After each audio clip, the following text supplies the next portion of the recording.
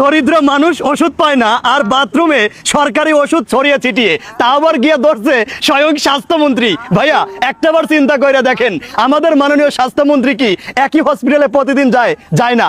দেখেন স্বয়ং স্বাস্থ্যমন্ত্রী গিয়ে ধরছে। না জানি যখন স্বাস্থ্যমন্ত্রী যায় না তখন তারা কি করে, সরকারি ওষুধ বাথরুমের মধ্যে ছড়ায়া ছিটিয়ে রাখছে, স্বয়ং স্বাস্থ্যমন্ত্রী গিয়ে ধরছে, কইতাছে কঠোর ব্যবস্থা নেন এদের বিরুদ্ধে। মাননীয় স্বাস্থ্যমন্ত্রী আপনাকে অসংখ্য ধন্যবাদ। আমাদের মাননীয় স্বাস্থ্যমন্ত্রী মাঝে মধ্যেই সরকারি হসপিটালে গিয়ে ছাড় পোকা চেক করছেন, মাঝে মধ্যেই সরকারি হসপিটালে গিয়ে খাবার টেস্ট করে দেখছেন খাবারের মান কেমন। এখন আবার গিয়ে খুঁটিয়ে খুঁটিয়ে বের করছেন সরকারি মেডিসিনগুলো কোথায় কোথায় ছড়িয়ে ছিটিয়ে থাকে।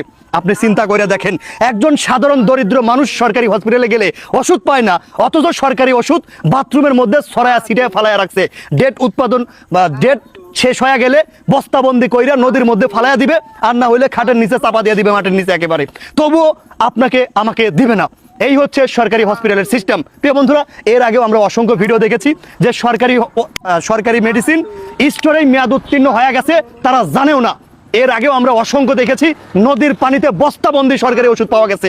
বিভিন্ন সময় বিভিন্নবার দেখা যায় সরকারি হসপিটালের সরকারি ওষুধ মেয়াদ উত্তীর্ণ কইরা ফালা দেয়, অথচ সাধারণ মানুষকে দেয় না। প্রিয় বন্ধুরা, এই প্রসঙ্গে পারলে তো প্রতিবাদ করবেন, না পারলে এই ধরনের ভিডিও শেয়ার কইরা প্রতিবাদ করবেন। প্রিয় বন্ধুরা, এই ধরনের সমস্যার আমরা সমাধান চাই। মাননীয় স্বাস্থ্যমন্ত্রী আপনাকে অসংখ্য ধন্যবাদ এবং আপনার কার্যক্রমগুলো আমরা অত্যন্ত আনন্দিত, খুশি হয়েছি। আপনার প্রতি আমাদের ভরসা আছে।